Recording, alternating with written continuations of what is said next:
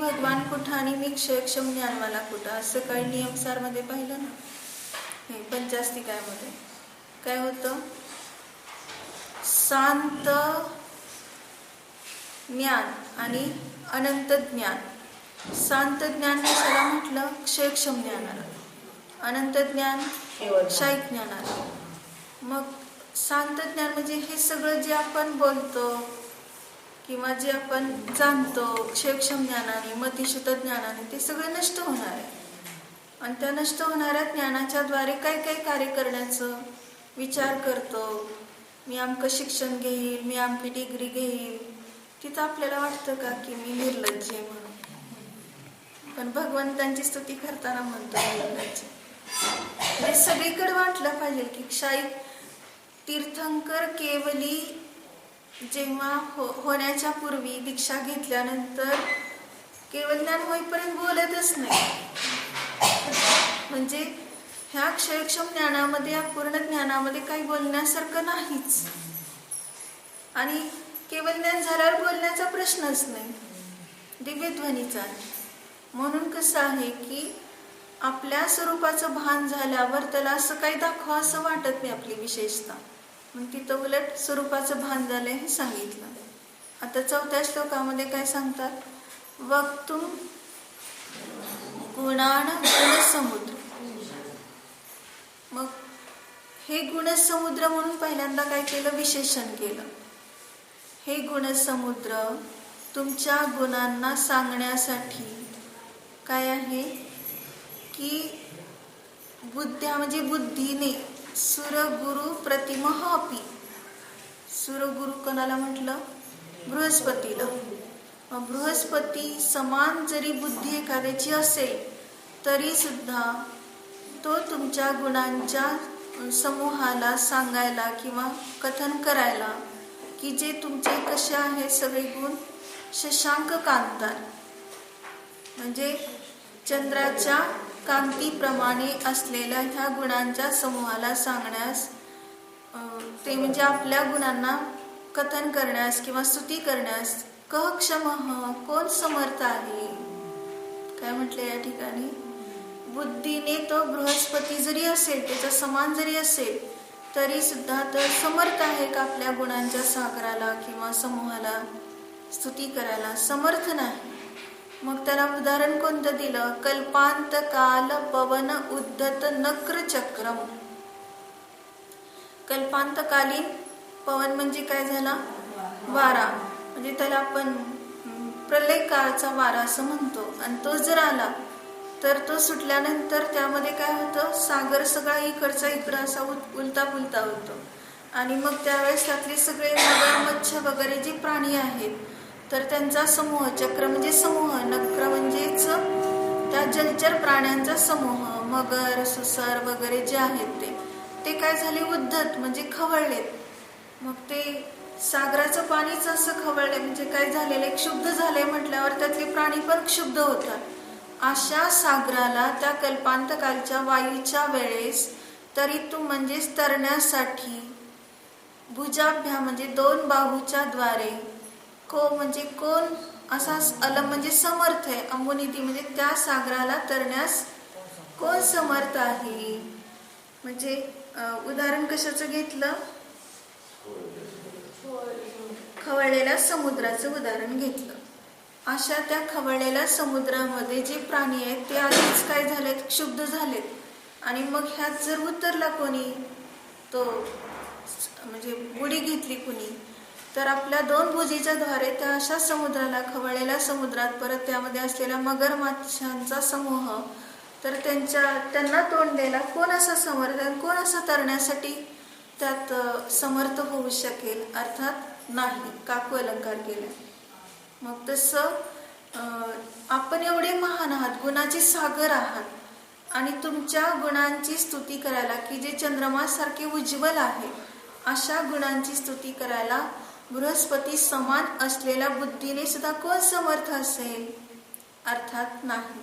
म्हणजे जे स्तुती करणारे हे मानतुंगाचार्य आहेत ते म्हणतात बृहस्पती समान असलेले सुद्धा विद्वान तुमची स्तुती करायला समर्थ नाही, तरी मी मात्र आले स्तुती करायला. म्हणजे एवढं मला कळतंय, तरी सुद्धा मी काय करतोय, स्तुती करण्याचं धाडस करतोय. मग त्याला कारण कोण आलं परत? आता इथं विशेषण कोणतं दिलं? गुणसमुद्र. म्हणजे तुम्ही गुणांचे सागर आहात. आणि मी कुठं, म्हणजे त्या बेडकाने काय करावं, एवढ्याशा डबक्यात आपल्या 2 खुरा एवढा समुद्र समजावा. तशा प्रकारचं माझी बुद्धी, म्हणजे मी किती तुम्हाला पार पोचू शकणार आहे, गुणसागराला मी पोचूच शकत नाही. म्हणजे त्याला जसं त्या बेडकाला म्हटलं ना की एवढा सागर असतो, एवढा सागर असतो, सांगितल्यावर तो केवढा सागर असतो विचारल्यावर तो काय करतो, आपलं पोट फुगून दाखवतो, उडी मारून दाखवतो इकडून एवढा आहे म्हणून. तसं माझं सुद्धा काय चाललंय की असे भगवान आहेत, तसे भगवान आहेत, महान आहेत, अनंत चतुष्टयाने सहित आहेत, किंवा अजून काय काय सांगितलं, भरपूर आपण वर्णन केलं. 1000 नावं, 1008 नावं देऊन आपण अगदी स्तुती केली, तरी सुद्धा पोहोचलो का गुणसागर कुठं? सागरच उपमा घेतली. मग आता इथं काय सांगितलं विशापर स्तोत्रामध्ये, तर एक श्लोक असा घेतलाय, सागराची विशालता सागराच्या ठिकाणीच आहे. म्हणजे सागर विशाल आहे म्हणतो, आणि मेरू पर्वत उंच आहे म्हणतो, किंवा सागर गंभीर खोल आहे म्हणतो, आणि पृथ्वी विशाल आहे. मग अशा रीतीने 3 उदाहरणं घेऊन काय सांगितली. मग हे सगळे तिघे पण कसे आहेत, मर्यादित आहेत, मेरू पर्वत, सागर आणि पृथ्वी. पण भगवान आपण तर आपली उंची सांगता येत नाही, आपली खोली सांगता येत नाही, आणि आपली विशालता सांगता येत नाही. म्हणजे ती वर्णनाच्या अतीत आहे. ह्याचं वर्णन करता येतंय, ह्या 3चं, पण आपल्या गुणांचं वर्णन मात्र करता येत नाही, जे अमर्याद आहे.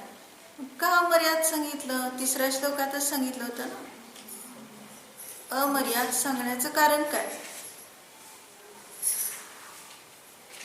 तर प्रत्येकाचा आत्मा कोणाच्या अनुभूतीने गम्य होतो? आपल्या आपल्याच स्वसंवेदन ज्ञानाने गम्य होतो, दुसऱ्याने नाही. मग आपलाच आत्मा आपल्या आत्मानुभूतीने जर गम्य होतोय, तर मग दुसरे कसे काय आपली स्तुती करू शकणार आहेत? म्हणजे भगवानच सोडा, पण एक जीव दुसऱ्या जीवाची स्तुती करू शकतो का? ह्याच्यातनं आपल्याला किती मोठा बोध मिळतोय. त्यांनी फक्त काय केलंय, आपलं लघुता प्रदर्शित केली आचार्यांनी, की मी काय, माझी तेवढी बुद्धी नाही, पण तरी मी स्तुती करायला निघालोय, म्हणजे माझे परिणाम विशुद्ध करायला निघालोय. घेतले ना याच्यामध्ये स्वयंभू स्तोत्रामध्ये नमिनाथ भगवंतांची स्तुती घेताना काय म्हटलं, स्तुती स्तोतु साध कुशल परिणामाय सतदा. कशासाठी करतात ते स्तुती?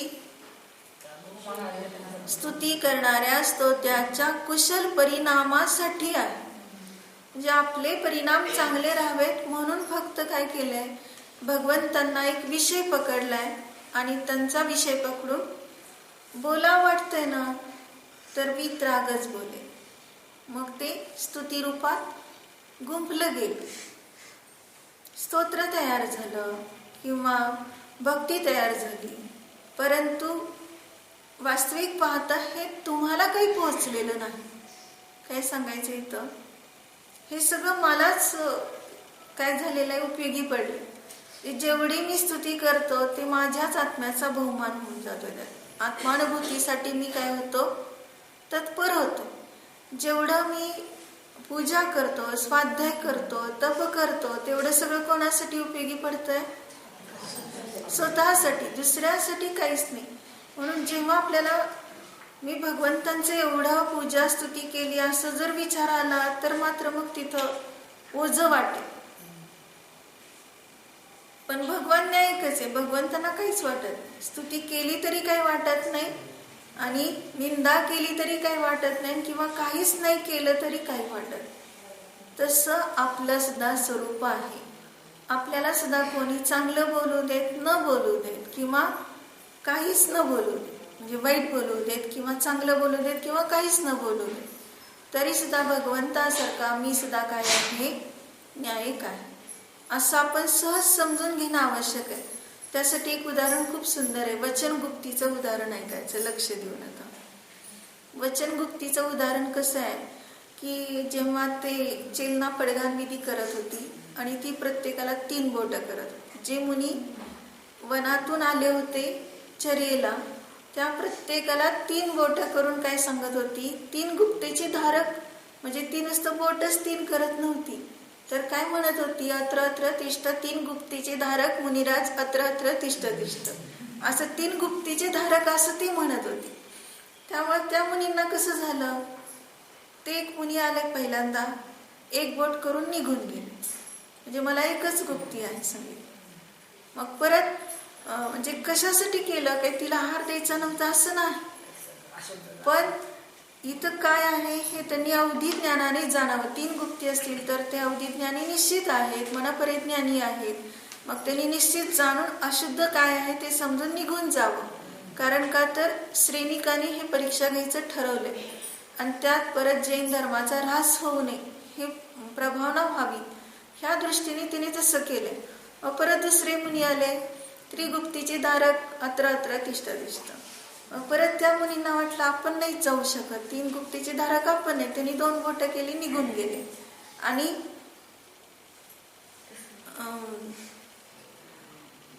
म्हणजे एक मुनींना 2 गुप्ती होत्या, एका मुनींना 1 गुप्ती होती. तिसरे मुनी आले त्यांना पण 2 गुप्ती होत्या. म्हणजे आता मनोगुप्ती, वचनगुप्ती, आणि काही जणांना वचनगुप्ती काय गुप्ती, आणि काही जणांना फक्त मनोगुप्ती किंवा फक्त काय गुप्ती. आणि जेव्हा 4थी मुनी आले तेव्हा त्यांना 3 गुप्ती होत्या. मग त्यावेळेस मात्र काय केलं, ते पडघाण विधी करून आले. ते आत आल्यानंतर पाक प्रक्षाल वगैरे सगळं केलं. मग त्यांनी विचार केला की 3 गुप्तीचे धारक, अत्र अत्र तिष्ठ तिष्ठ असं का म्हणत होती ही, म्हणजे काय तिला प्रयोजन आहे, विशेष काय आहे का, म्हणून त्यांनी अवधी लावून पाहिलं. आहाराच्या वेळेस लावत नाहीत कोणी, पण त्यांनी अवधी लावून पाहिलं तर ती जागा अशुद्ध दिसली. कारण श्रेणिकाने जाणून बुजून काय केलेलं होतं, हाडं वगैरे आणि कातडं काय काय असं ते खड्डा करून महालाच्या तिथंच पुरून ठेवलेलं होतं, की जेणेकरून क्षेत्र अशुद्ध जाणलं तर समजायचं की हे ज्ञानी आहेत, खरे आहे, ढोंग नाही वगैरे, अशी परीक्षा त्यांनी केलेली असते. मग ते गेले मुनी निघून, म्हणजे त्यांनी काही सुरुवात पण केली नाही, तसंच निघून गेले क्षेत्र अशुद्ध आहे म्हणून. गेल्यानंतर श्रेणिक चेलनेला विचारतो की का गेले हे मुनी निघून. ती म्हणते मला सुद्धा माहित नाही, तर आपण त्यांना जाऊन विचारू. म्हणून दोघे पण तिकडे गेलेले आहेत विचारायला. मग क्रमाक्रमाने विचारलं. पहिले मुनी निघून गेले, त्यांना काय आहे मनोगुप्ती नाही सांगितलं. मात्र ते श्रेणिकाने तिथं पूर्ण असं त्याचा कीस पाडलाय की का नाही, काय कारण आहे आणि तुम्ही तसे का निघून गेला. मग त्यांनी मनोगुप्ती नसल्याचं कारण सांगितलं की आहार घेत असताना, म्हणजे पूर्वी कसे होते की अनेक राण्यांबरोबर त्यांनी क्रीडा केलेली होती, त्यात लक्ष्मी म्हणून जी होती ती लक्ष्मीमती पट्टराणी होती आणि खूप प्रेम होतं. आणि जेव्हा तिने एक दिवस काय केलं, त्यांच्या डोक्यातला केस पांढरा झालेला तोडून ती राजाच्या हातात दिला, आणि म्हणजे ह्या मुनींच्या हातात, म्हणजे मुनी होणारे जे आहेत त्यांच्या हातात दिला. मग त्यांनी पांढरा केस पाहिला की त्यांना वैराग्य झालं. वैराग्य झालं की दीक्षा घेतली. दीक्षा घेतल्यानंतर खूप चांगली तपश्चर्या वगैरे सगळं काही केलं त्यांनी. आणि एक दिवस आहार चालू असताना जी स्त्री आहार देत होती तर तिच्या हातून एक घास खाली पडला जमिनीवर, आणि तो घास पडलेला जमिनीवर पाहण्यासाठी त्यांचं लक्ष गेलं त्या मुनींचं. त्यावेळेस तिचा अंगठा दिसला त्या बाईचा, आणि मग त्यावेळेस त्यांना ती आठवण झाली की आपल्या लक्ष्मीमती, गृहस्थावस्थेतल्या लक्ष्मीमती सारखाच हिचाही अंगठा आहे. आणि तेवढ्या विचाराने, म्हणजे त्यांनी जसं आहे तसं सांगितलं, तेवढ्या विचाराने मला आजपर्यंत मनोगुप्ती झाली नाही. म्हणून मी तुमच्याकडे आलो नाही. चेलनाने 3 विचारल्या गुप्ती, मग मी कसे येणार सांगितलं, म्हणून आलो. ते ऐकल्यावर इतके प्रभावित झाले श्रीनी की किती सत्य आहे, किती निर्मळ आहे आणि जसंच्या तसं सांगतात. आणि यांना मनोगुप्तीनं होण्याचं कारण हे मला पटलं. मग एवढं जैन धर्म श्रेष्ठ आहे, प्रभावशाली आहे, तरी आपण त्याला कसं नाकारायचं, आता स्वीकारायचं की नाही स्वीकारायचं हे चालला होता प्रश्न. मग असं एक एक एक एक करत विचारत होता. आता दुसऱ्या मुनीकडे गेलं, तुम्ही आमच्याकडे म्हणजे आमच्याकडे पाहिलं, आला पण, आणि परत निघून का गेला?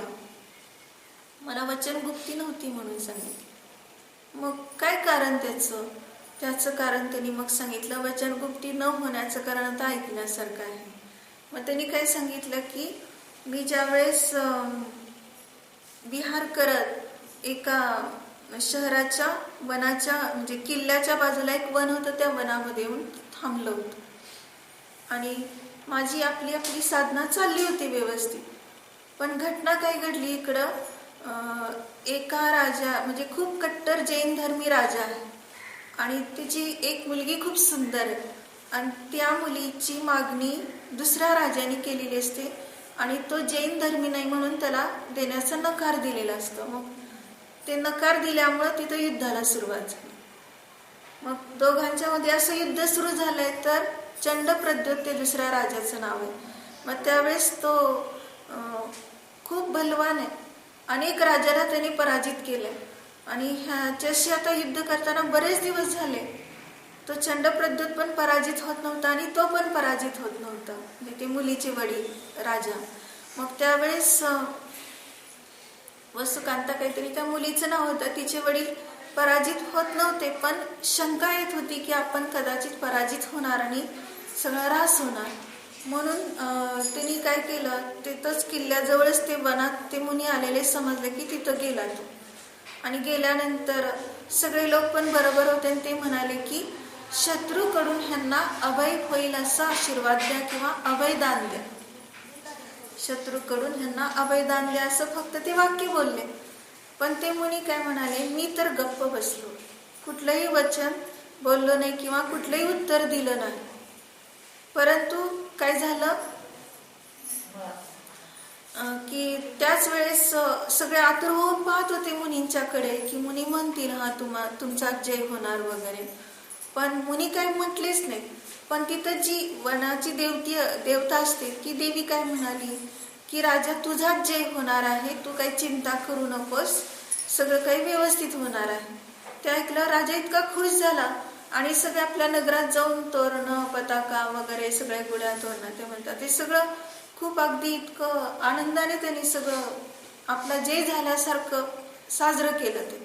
आणि इकडे चंडप्रद्योतला हे कळालं की तो खूप धार्मिक आहे, त्याच्याशी आपण युद्ध करते हे चुकतंय. म्हणजे त्याने आता मुनींना तेवढं जाऊन नमस्कार करून श्रद्धा आपली व्यक्त केली तर त्याचं फळ इकडं काय झालं, चंडप्रद्योतचंच परिवर्तन इतकं झालं की त्याने युद्ध अशा धार्मिक लोकांशी करायचं नाही म्हणून बंद केलं. म्हणजे आपोआपच त्याचा जय झालेला. आणि मग ह्याचं म्हणणं काय हे काहीच कळलं नाही ना त्या राजाला. त्यामुळे त्याने आपले दूत पाठवले तिकडं. मग त्यावेळेस त्या दूताजवळ पण सांगितलं की जो कोणी धार्मिक राजाशी युद्ध करतो तो पापी होतो, दुर्गतीला जातो, धार्मिक लोकांना अनुकूलता दिली पाहिजे म्हणून मी युद्ध स्थगित केलेलं आहे. आणि तो जैन धर्मी आहे आणि जैन धर्म खूप श्रेष्ठ आहे जगामध्ये, मी पण जैन धर्म स्वीकारलेला आहे असं ते दूताजवळ सांगितलं. आणि ते ऐकून राजा इतका खुश झाला की आणि जैन धर्म स्वीकारलाय, बलवान पण आहे, सगळं चांगलं आहे. तर त्याला ती मुलगी त्याने देऊन टाकली. मग पुढं कालांतराने एक दिवस दोघांची चर्चा चालू असताना तो म्हणाला की खरं तर मी तुझ्या वडिलांशी युद्ध करायला नको होतं, ते किती बलवान आहे, म्हणजे मी आजपर्यंत कधीच कोणापुढे झुकलो नाही किंवा पराजित झालो नाही, पण तुझे वडील इतके बलवान आहे हे मला कळलंच नाही आणि मी उगाच अनर्थ केला असं युद्ध करून असं तो म्हणाला. तर ती लगेच काय म्हणाली, नाही नाही म्हटले, माझे वडील तसे तुमच्यापेक्षा बलवान नाही, कमीच आहेत बलवान, कारण ते सुद्धा हारले असते परंतु त्यांना मुनींनी अभयदान दिलं असं सांगितलं की तुमचा जय होणार म्हणून. मग तो लगेच म्हटला, आश्चर्यचकित झाला, म्हटलं मुनींनी अभयदान दिलं, म्हटले असं कसं, मुनी तर किती समताचे धारक असतात, ते कुठला पक्ष घेत नसतात, त्यांच्या समोर हा प्रसंगच उपस्थित होत नसतो, आणि झाला तरी ते दोन्ही मध्ये कसे असतात, समता भावाने सहित असतात, कोणाला शत्रू कोणाला मित्र समजत नसतात. तर हे चुकीच आहे असं तिला तो सांगत होता. मग त्यावेळेस आता ह्याचं निराकरण करण्यासाठी कुतूहल म्हणून त्या मुनींच्याकडे दोघे गेले, आणि तो गेल्यानंतर त्या मुनींना पहिल्यांदा म्हणतो, तुम्ही असं कसं त्यांचा पक्ष घेतला, त्यांना कसं अभय दिलं वगैरे असं तो म्हणत असतो. असं विचारल्यानंतर सुद्धा ते म्हणाले, मुनी मी त्याही वेळेला उत्तर दिलं नाही, गप्पच बसलो. पण ती जी वसुकांता होती म्हणजे जी पत्नी, तर तिने काय सांगितलं की तुम्ही मुनींना उगाच दूषण देऊ नका. आता ती सांगते की खरं मुनी काहीच बोलले नव्हते त्यावेळेस सुद्धा. त्यावेळेस वनदेवतानेच सांगितलं होतं तुम्हाला अभय आहे आणि तुमचा जय होणार आहे. मग हे ऐकल्यावर तो संतुष्ट झाला. म्हणजे हीच गोष्ट पण कसं म्हणजे आता ह्याच्यातनं खूप बोध घेण्यासारखं की धर्म आणि गुरु ह्यांना आपण कसं गोत्यात आणत असतो. आपली भक्ती आपल्याला वाटतं बघा त्यांचंच हे वचन आहे, त्यांनी आपल्याला असं बोललंय, त्यांनी आपल्याला असा आशीर्वाद दिलाय, मग त्यांची तपश्चर्या साधना आपण सगळी घालवून टाकतो ह्याच्यातनं. मग तिने सहज अगदी मोठेपण म्हणून त्या मुनींचं नाव घेतलं होतं, आणि तेच कुठं विकोपाला गेले की तिथं जाऊन सोक्षमोक्ष करायला गेले. आणि तिथं मग जेव्हा मुनींना तो दूषण देतोय पती हे पाहिल्यावर मग ती म्हणते की नाही वनदेवतेने म्हटलेलं होतं. मग तेव्हा ते परत प्रसन्न होऊन मग नमस्कार करून निघून गेले. आणि मग तेव्हापासून मला वचनगुप्ती होत नाही म्हणून सांगितलं. त्या मुनींनी काय कारण सांगितलं, मुनी म्हटले नाही तरी ह्याच्यातनं परत बोध घ्यायचा आहे की प्रसंग कसा प्राप्त झालाय, अनर्थ कसा झाला. त्यांनी बोलले नसताना सुद्धा त्यांना वचनगुप्ती प्राप्त झाली नाही. आपण तर किती बोलत असतो, किती काय काय मोहाने पक्ष घेत असतो, मग आपल्याला वचनगुप्ती किती महाग होईल. ह्याच्यातनं एवढाच फक्त बोध घ्यायचा आहे. तेच की दोष केला नाही हे तर असं दिसतंय. आता अंतरंग काय माहित नाही का झालं नाही वचनगुप्ती. प्रसंग तर आला ना, वचनगुप्ती न होण्यासारखा प्रसंग तर त्यांच्यावर उपस्थित झालेला आहे, पण आता कुठल्या कारणाने झालं नाही न बोलता सुद्धा, हे समजून घेण्यासारखं. म्हणून आपल्याला वाटेल आपण हे समाधान, जसं त्यांनी म्हटलं की तेव्हापासून मला होत नाही, पण तसं आपण समाधान करतो, आपण गप्प बसलो. आता किती सूक्ष्म छटा असतात परिणामाचे. आपण तर काही उत्तर दिलं. ज्यावेळेस राजाचा जय झाला मग त्यावेळेस वाटलं असेल ना आपलं खरं झालं, बरं झालं, असं काहीतरी विचार आला असेल मनामध्ये, अपध्यान झालं असेल. किंवा अजून आता हिने ह्यांचा पक्ष घेतला मुनींचा आणि मुनींना दोष देऊ नका म्हटले, तिथेही काही झालं असेल विचार. असं काही होऊ शकतं सूक्ष्म, आपण काही सांगू शकणार, पण वचनगुप्ती झाली नाही. म्हणून हिच्यातनं किती आपण स्वतःमध्ये राहिला पाहिजे, किती न्यायिक राहिला पाहिजे हा बोध मिळतोय. म्हणून सांगितलं की मी बोलतोय, हे गुणसागरा मी बोलतोय, पण काय बोलतोय, जी तुमची स्तुती मला करता येत नाही, बृहस्पतीला सुद्धा करता येत नाही, ते मी करायला निघालो, एवढंच बोलतो. मग ह्याच्यातनं काय सांगायचंय की स्वतःची लघुता प्रगट करून त्या ठिकाणी परत पुन्हा पुन्हा काय केलेलं आहे, त्यांनी स्वतःच्या स्वरूपात राहण्यासाठी सतत ही कास धरलेली आहे. कारण का तर ह्याच्यातनं सुद्धा काय सांगितले की मौन घेतलेलं चांगलं, म्हणजे बोलणं हा माझा स्वभाव नाही, हे ह्याच्यातनंच परत बोध मिळतोय. किंवा त्यांनी काय गुप्तीचं तर इतकं सुंदर वर्णन केले. तिसऱ्या मुनीकडे गेले ना, ते 4 मुनी ऐकून आले होते, मग तिसऱ्या मुनीकडे गेले, मग ते म्हणाले मला काय गुप्ती नव्हती म्हणून मी आलो नाही. मग त्यांनी विचारलं काय गुप्ती का नव्हती तुम्हाला, म्हणजे का झाली नाही काय गुप्ती. तर त्याचं किती खूप मोठं इतकं आहे की काय गुप्ती न होण्याचं कारण एक तर ते इतके म्हणजे स्वभावात होते आणि एवढं त्यांनी शरीरावरचं ममत्व सोडून तपश्चर्या करत होते आणि स्मशानात शवासनात ध्यानाला होते ते. आणि ते शवासनात ध्यानाला असताना तिथं एक कापालिकाला, ही गोष्ट अर्धवट सगळ्यांना माहिती आहे, पण ती काय गुप्तीकडे कशी लागते हे लक्षात घ्यायचे. मग त्यावेळेस त्यांनी ते शवासनात आहेत त्यांना प्रेत समजून काय केलं त्या कापालिकाने, विद्या सिद्ध करण्यासाठी त्यांच्या कपाळावर किंवा डोक्यावर चूल ठेवली. आपण काय करतो, त्यांना एक दगड समजून चूल मांडली असं म्हणतो, पण त्याच्यावर त्यांनी चूल ठेवली डोक्यावर. तिथं आग लावलेली असते त्या चुलीत आणि त्याच्यावर एक नर कपाल किंवा कुठला तरी एक म्हणजे मृत कपाल ठेवलेलं असतं आणि त्याच्यात त्यांनी दूध ओतलेलं असतं आणि त्यात तांदूळ घातलेले असतात. ती खीर शिजत असते आणि ती खीर त्यांना त्याच्याद्वारे काहीतरी मंत्रविद्या सिद्ध करायची असते. आणि त्यावेळेस ते जसं जसं अग्नी आणखीन ते जास्त लवकर शिजावं, लवकर आपली विद्या सिद्ध व्हावी म्हणून जास्तीत जास्त तो इंधन घालत असतो त्याला. तसं तसं डोक्यातल्या शिरा ते जळू लागलेले असतात आणि जळत असताना आता खरं तर काय होतं की आपोआपच त्यांचं म्हणजे शिर नस हल्ली वगैरे असं काही नाही.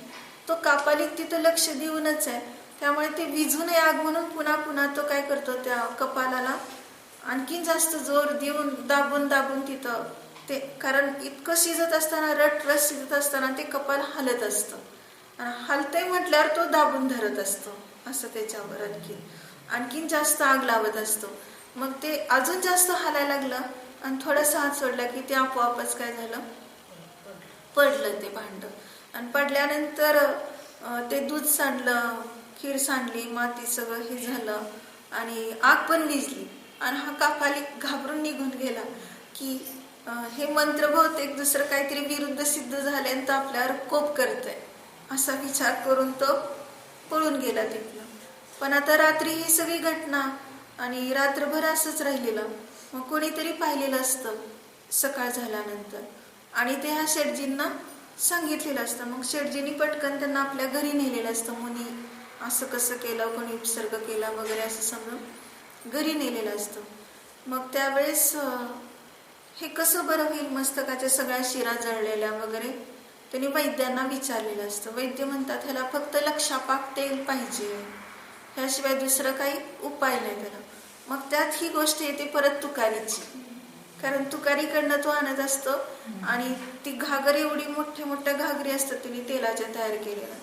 मग ते घेऊन जावा, तुम्ही काही चिंता करू नका, जेवढं पाहिजे तुमचं प्रयोजन सिद्ध होत नाही तोपर्यंत घेऊन जावा, इथपर्यंत ती सांगत असते. ती आपलं खांद्यावर ठेवून तो घागर नेत असतो आणि जाता जाता पडती ती घागर निष्ठून फुटते. परत दुसरी घागर लाचार होऊन मागायला येतो, त्याला इतकं लाज वाटत असते. ते तुम्ही काही चिंता करू नका, खूप आहे माझ्याजवळ तेल, तुम्ही घेऊन जावा दुसरी घागर. मग दुसरी घागर घेऊन गेल्यावर पण फुटते आणि तिसरी घागर पण फुटते आणि चौथी घागर घेऊन मग तो जातो. तरी सुद्धा ती खूप प्रत्येक वेळेस इतकं प्रेमाने आणि आश्वस्त करून बोलत असते की त्याला काही वाटू नये संकोच त्यामध्ये, कारण ती तर आधीच म्हटली ती फ्री घेऊन जावा म्हणून. परत मग तो घेऊन गेल्यानंतर सगळं आता मुनींना तेल वगैरे मालिश वगैरे करून खूप व्यवस्थित झालेलं असतं त्यांचं बरेच दिवसानंतर. मग इकडं तिला मात्र त्याच्या मनात इतका प्रभाव पडलेला असतो तिचा. मग तिला तो विचारत असतो की तुम्ही एवढे कसे काय क्षमाशील, तुम्हाला एवढा कसा क्रोध आला नाही आणि तुम्ही परत एवढं उदारतेने मला कसं देत राहिला. मग त्यावेळेस ती म्हणते क्रोधाचं फळ मी भोगलेलं आहे. मग ते आपण तुकारीची राणीची गोष्ट समजते ती वेगळीच आहे. ह्याच्यात सांगितली त्यांनी कसं की ज्यावेळेस ती म्हणजे तिला पतीविषयी संशय आलेला असतो की इतक्या वेळ बाहेर थांबलेत म्हणजे काय चाललंय ह्यांचं, म्हणून तिला क्रोध झालेला असतो. तसं तिने कधीच आजपर्यंत कशावर क्रोध केलेलं नसतं, फक्त तू म्हटल्यावरच क्रोध येतो. पण आता हा क्रोध वेगळाच झाला तिला आणि ती झोप पण लागलेली असते आणि त्यावेळेस असतो ती काहीतरी तमाशा वगैरे बघण्यामध्ये तो पण खरा दंग झालेला असतो, विसरूनच गेलेला असतो घर. आणि एकदम लक्षात आल्यावर तो म्हणतो बराच वेळ झाला ना, पण इतक्या वेळ इथं कसं काय, सहज बघायला बसला तर त्याला भानच राहिलं नाही. आणि मग तो जेव्हा घरी येतो तेव्हा ते दार वाजवलं तर ती झोपलेलीच असते. सुरुवातीला कळतच नाही तिला, आवाज दिला तरी ती म्हणजे प्रत्येक वेळेस तो अगदी कसं आप दरवाजा खोलो आप असं ते पहिल्यांदा सुरुवातीला अगदी बोलत असतं. जसं बोलतो तसं व्यवस्थितच बोलतो. परत तुम्ही वर येतो आणि परत तू वर येतो आणि तू वर आला की मात्र खवळून उठते ती. मग तिला तू अजिबातच बोललेला आवडत नसतं. आणि त्याच्यातनं मग ते सांगितलं तिने, जी घरातनं अशी पळाली ती दागिने वगैरे सगळे असे असतात तिच्या अंगावर आणि त्यावेळेस ती काय होते चोराकडून पकडली जाते आणि त्याच्या सरदाराकडे ते दिलं तर सरदार तिचं रूप वगैरे, कारण ती खूप सुंदर पण असते, सीलवती असते, खूप चांगली सगळ्या बाबतीत, फक्त एक क्रोधच तिला जास्त असतो, बाकी काहीच नाही तिच्यामध्ये. मग ते तिचं सील लुटण्यासाठी तो सरदार विचार करत असतो, पण ती अशी बसलेली असते ध्यानाला की किंचित मात्रही तो काही करू शकला नाही. मग शेवटी त्याने त्याच्या सगळ्या साथीदारांना विकून टाकलं तिला, आणि त्याचे प्रत्येक साथीदार हे कामुकच होऊ लागले तिला पाहून. मग त्यावेळेस सुद्धा ती खूप म्हणजे प्रत्येकाला काय करत असते, अगदी व्यवस्थित म्हणजे हे करून आपलं सील बचावत असते. पण तिला मात्र तिथं रक्षा करणारा कोण म्हटलं, एक वनदेवता आली आणि ती प्रत्येकाला टोले देऊ लागला, तो प्रत्येक जो जो तिला त्रास देईल त्याला. त्यामुळे सगळे घाबरून तिला सोडून दिलं आणि शेवटी कुणाच्या ताब्यात सापडली, ही वनदेवतेच्या. वनदेवताने तिला आपल्या ठिकाणी नेलं आणि म्हटले, तू इथंच बस, आता कुठं जायचं नाही. आणि एक कांबळ दिलेली असते, ती कसली घाणेरडी असते, रक्त चिखल वगैरे माखलेली, त्याच्यावर खूप जीव असतात, असली कांबळ तिला दिलेली असते. तरी सुद्धा आता तिला काहीच बोलता येत नाही, तिच्या ताब्यात गेली, फक्त सील बचावले. मग त्यावेळेस ती रोज काय करायची, डोक्याचं ते केस काढून ओढून ती डोक्यातलं रक्त काढायची. ती कोण, देवी. आणि ती देवी रक्त काढून त्याचं कंबळ वगैरे रंगवायची. आणि इतकं तिला पश्चाताप झालाय की एवढ्याशा क्रोध, म्हणजे एवढंसं तू म्हटलं तर मी क्रोध करून इथं आले, किती दुर्दशा चालली आहे, परत असं कधी करणार नाही, असं खूप पश्चाताप होत आहे. आणि असं बरेच दिवस तिच्या डोक्यातलं रक्त काढलं आणि ते खूप वेदना व्हायची रक्त काढल्यावर डोक्यात. त्यामुळे ती देवी काय करायची, लक्षापाक तेल त्याला लावायची तिला पीडा म्हणून. मग तेव्हा तिला ते लक्षापाक तेल माहीत झालेलं असतं, ते औषध म्हणून तिने तयार केलेलं असतं, कोणाला पण उपयोगी पडेल म्हणून. त्याच्यानंतर म्हणजे जेव्हा ती इकडं बरेच दिवस असं कार्यक्रम झालाय, योगायोगाने असं की तिचा भाऊ उज्जैनीला गेलेला असतो कुठल्या तरी व्यापारानिमित्त, आणि ह्या वनात परत येताना त्याचा मुक्काम ह्या वनात होतो. आणि त्या वनात एकदम त्याची दृष्टी हिच्यावर जाते, कारण तिला त्यांची कहाणी माहेरची कशी आहे, ती का अशा स्वभावाची झाली, तर ती मूळची कहाणी लक्षात घ्यायची. तिला 8 भाऊ, सख्खे भाऊ 8 असतात, आणि ते भाऊ आणि आई वडील खूप, म्हणजे त्या सगळ्यामध्ये ही एकटीच आहे, तर खूप हट्टी झालेली असते. हिचा कुठलाही हट्ट ती पुरवत असतात, आणि त्यामुळे ती म्हणजे इतकी लाडात वाढलेली, तिचा स्वभाव असा बनलेला, मी म्हणाल तेच खरं करायचं. मग ते भाऊ भेटल्यानंतर तो भाऊ काय करतो, तिला त्या देवीच्या तावडीतनं कसं तरी सोडून घरी आणतो. आणि तिची असली परिस्थिती पाहून आई वडील वगैरेंना खूप दुःख होतं की अशी कशी झाली, एवढी अशक्त झाली. मग अशा रीतीने तिला खूप व्यवस्थित सांभाळून नंतर मग तिच्या सासरी सोडतात, आणि मग त्यावेळेस ही लक्षापाक तेल तयार करून फ्री देत असते सगळ्यांना, म्हणजे औषधदान. अशा रीतीने ही माझी कहाणी म्हणून त्या तुकारीने त्यावेळेस तिथं सांगितलं. मग त्या मुनींचं पुढे काय घटना घडली, आता त्या मुनींची घटना थोडक्यात लक्षात घ्यायची की त्या मुनींनी म्हणजे जाऊ शकले नाही, तर पाऊस सुरू झाला, म्हणजे चातुर्मासच जवळ आलेला असतो, त्यामुळे त्यांना तिथंच चातुर्मास करावा लागला. आणि मग ते कुठं, नेमकं त्यांच्याच घरी परत. आणि मग घरी का करायचं नसतं ह्याच्यातनं परत आणखी लक्षात घ्यायचं. ते खूप भक्ती केली त्यांनी, खूप विनयाने ठेवलं, सगळं अगदी अलिप्त ठेवलं, काही संसाराचं काही नव्हतं. पण तरी सुद्धा कसा प्रसंग आला, खूप मोठा प्रसंग असा आलाय की ते ज्या सिंहासनावर बसत होते त्या सिंहासनाच्या खालीच एक खड्डा खांदून, मुलगा त्यांचा चांगला नसतो त्या शेठजींचा, तर सगळं धन उडवत असतो, व्यसनामध्ये लावत असतो. त्या मुलापासून हे हिरे मानके वगैरे चांगले रत्न असे निवडून त्यांनी एक घागर भरून त्याच्या खाली खड्ड्यात ठेवलेलं असतं की जेणेकरून एवढं तरी सुरक्षित राहू देत. आणि मुनी आहेत, आता इथं तर कोणच धक्का लावणार नाही, पण हे काम करताना त्या मुलाने पाहिलेलं असतं. आणि मुनींना तर हे माहितीच आहे की आता त्याच्या खाली खड्डा खांदून ठेवलंय, आणि त्या मुलाने घेतलेलं पण पाहिलेलं असतं, लगेच काढून घेतलं मुलाने तर 1-2 दिवसातच. आणि तरी सुद्धा ते काय म्हणजे ह्यात पडतच नसतात मुनी, त्यामुळं त्यांनी काय ठेवलं, कोणी घेतलं, काय केलं हे काहीच लक्षच देत नसतात त्याच्यामध्ये.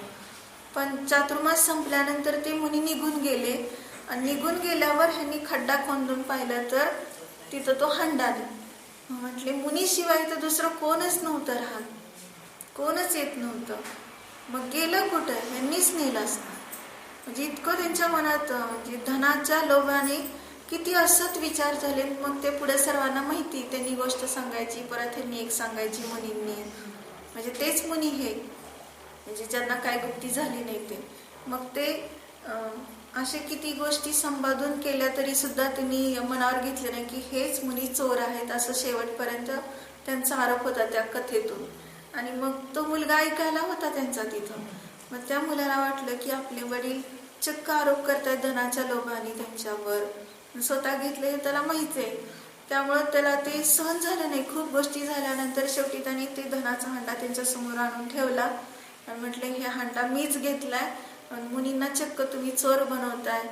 आणि हे बघितल्यानंतर तर इतके शेटजींचं धाबच धन आणलं की आपण काय केलं हे सगळं, आणि आपण फक्त धनासाठी असं केलं, किती चुकीचं झालं आपलं, असा विचार करून.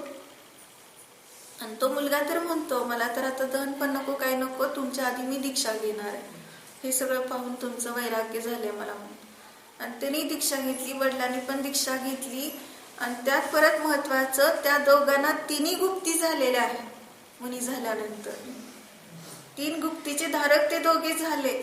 आणि मला अजून काय गुप्ती तेव्हापासून होत नाही म्हणून सांगितलं. त्या मुनींनी काय सांगितलं, काय गुप्ती होत नाही म्हणजे ज्यांनी शवासनात राहून एवढं ध्यान केलं, तिथं डोकं एवढं जळलं, एवढं सगळं झालं, परत किती तपश्चर्या केली, एवढं सगळं होऊन सुद्धा अजून त्यांना काय गुप्ती झाली नाही म्हणून सांगितलं. मग हेच तर आपल्याला वाटतं ना की त्यांची काय चूक आहे त्याच्यामध्ये. पण ज्यांच्या निमित्तात जो जो प्रसंग आला तिथं काहीतरी पूर्वीचे उद्रेक भाव असतील ना. म्हणून घरात कोणी कधी राहू नये, म्हणजे त्यागिनी वगैरे. शून्य घर असेल तरच राहायचं, नाही तर जिथं राहतात तिथं राहायचं नाही, असे प्रसंग येतात. मग ते बिनकामाची काय आहाराला आले तरी होत आहेत. मग त्या मुनी आहाराला आले होते, तिने त्या मुनींनी जिनदत्ताला गोष्ट सांगण्यासाठी ही घेतली ना शेवटी, की आता एवढ्यावर तरी संबोधन होईल त्याला आणि तो परत माझ्यावर आरोप घेणार नाही. म्हणून त्या मुनींनी काय गोष्ट सांगितली की ते मुनी आहाराला आले, ते जो राजदरबारातून आलेला जो पद्मराग मणी होता तो घासून स्वच्छ करायचा होता, ते काम तो करत असतानाच ते मुनी आले. त्याने तिथंच अंगणात तसंच ठेवला मुनींना पाहून आणि त्यांना आत घेऊन गेला पडगान विधीने. आणि तो मणी परत विसरून पण गेला तिथं. पण ते मुनी आत गेले की इकडे तोपर्यंत मोराने ते चमकदार म्हटलं की उचललेला असतो. आणि हे मुनी आहार करून निघून गेल्यावर कितीतरी वेळाने त्याच्या लक्षात आलं तो मणी पाहिला तर अंगणात जाऊन पाहिलं तर नाही. आणि आता हा तर साक्षात जाऊन त्यांना तगादा देतो, तिकडं जाऊन त्याला गाठलं आणि बोला तुम्हीच घेतला हा मणी, तुमच्याशिवाय दुसरं कोण आलं नाही. मुनी एकदम शांत, काहीच बोलत नाही ते. मग तरी सुद्धा आणखीन जास्त क्रोध होत आहे, मारतात त्याला, म्हणजे त्या मुनींना मारतात वगैरे, बडवतात, खूप काय काय शिव्या देतात. तरी सुद्धा मुनी शांत आहे. आणि शेवटी तो तसा म्हणजे हे करून करून उपसर्ग करून निघाल्यावर परत पुढं 5-10 पावले गेल्यावर परत ती आठवण येते तो मनीची. परत त्या आठवणीने मागं वळून काय करतोय, तिथनं आता तो जोरात दंडुका त्यांच्या अंगावर फेकला. तो दंडुका नेमका त्यांच्या अंगावर फेकताना तिथंच त्या झाडावर तो मोर बसलेला होता. त्या मोराच्या कंठाला लागला की तो घाबरून काय झालं, ते मणी टाकला त्याने तोंडातला आणि तो उडून गेला तिथनं. आणि तो मणी पडलेला बघितला की एकदम त्यांना पश्चाताप झाला की आपण किती मुनींना त्रास दिला, हा तर त्या मोराने केले. मग एवढं ऐकून सुद्धा अजून त्या जिनदत्ताला वाटत नाही की आपण असं बोलू नये म्हणून. अजून सुद्धा ते चाललंच आहे पुढे, एक गोष्ट सांगणारच होता अजून तो, की तेवढ्या त्या मुलाने शेवटी काय केलं, हंडा आणून ठेवला समोर, तेव्हा तो शांत झाला. म्हणून धनाच्या मागे कधी लागायचं नाही. ज्याच्या कारणाने देवशास्त्र गुरुचा अभिनय होतो किंवा आपल्या आत्म्याची विराधना होते किंवा अशा रीतीने. म्हणून हे आचार्य काय सांगतात आपल्याला की अशा स्तुतीमध्ये राहावा, शुभ भावामध्ये राहावा आणि स्वतःलाच जाणार, शुभातून येऊन शुद्धात या, की जेणेकरून आपल्याला हे विषय कशामध्ये चित्त जाणार नाही, अनर्थ होणार नाही, सतत स्वभावाला जाणून आनंदाला प्राप्त.